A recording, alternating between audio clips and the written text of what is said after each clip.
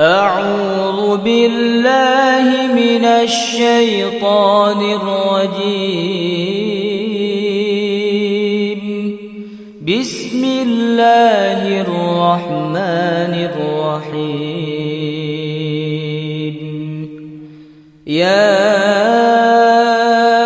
أيها الذين آمنوا كتب عليكم الصيام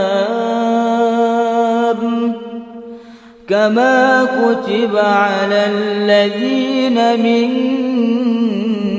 قبلكم لعلكم تتقون.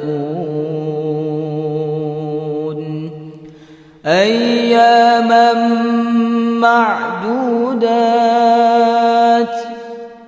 فمن كان منكم مريضا أو على سفر فعدة من أيام أخر، وعلى الذين يطيقونه فدية